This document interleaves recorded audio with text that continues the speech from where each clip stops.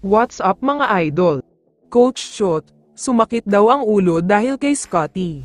Pero bago mo sana ipagpatuloy ang panonood mo, ay huwag mong kalimutan na mag-subscribe bilang suporta sa aking YouTube channel. Maraming salamat idol. Talakayin lang sandali natin ang balita tungkol kay Justin Brownlee. Nakakadalawang games na siyang naglalaro kahit may injury. Ito nga ay ang Game 4 at Game 5, kung saan parehong panalo pa ang nakuha niya sa mga laban na ito. Pero ayon sa kanya, hindi pa rin daw nag-improve ang kondisyon niya. Sobrang sakit pa rin daw talaga ang dislocated finger niya, pero gustong-gusto pa rin daw talaga niyang lumaban para makuha ang championship na inaasam nila. Pero ayon kay Brownlee, sana daw ay matapos na ang serye na ito sa Game 6, dahil habang tumatagal ay mas lalong sumasakit daw ang nararamdaman niya, kailangan na daw talaga niyang sumailalim sa surgery. Samantala, lumipat na tayo ngayon sa naging laban ng Hinebra at TNT. Battle of France ang nangyari ang laban na ito. Kung may gusto sigurong sabihin ang Hinebra sa TNT, ito ay ang katagang pinalamang ka na gusto mo pa manalo. Ibig sabihin niyan ay nagkaroon na ng kalamangan na umabot sa 10 points ang TNT, pero hindi pa rin nila nakuhang manalo.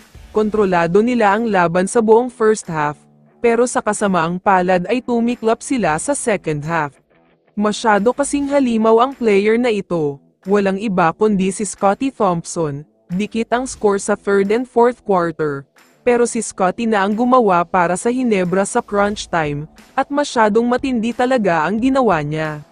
Walang maisagot na depensa ang TNT sa kanya. Nakakagulat talaga ang mga ginawa niya dahil mula puntos, offensive rebounds, defensive rebounds, hustle plays, mahigpit na depensa at mga assist pass ay siya na ang gumawa.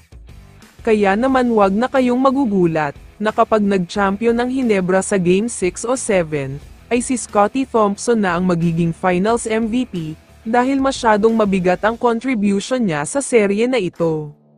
Ayon kay Coach Chot ay ibang klase daw talaga ang pinakitang performance ni Scottie. Isa daw sa game plan nila ay ang pigilan siya, pero sa kasamaang palad ay hindi effective ang naging game plan nila dahil naghalimaw na naman ito.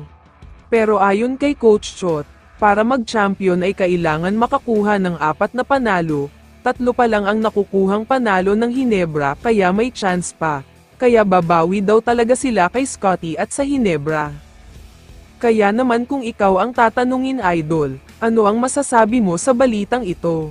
I-comment mo naman ang sagot mo sa tanong na ito. So dito na nagtatapos ang video na ito. Maraming salamat sa pagsuporta at panonood mga idol. Ingat at bye-bye.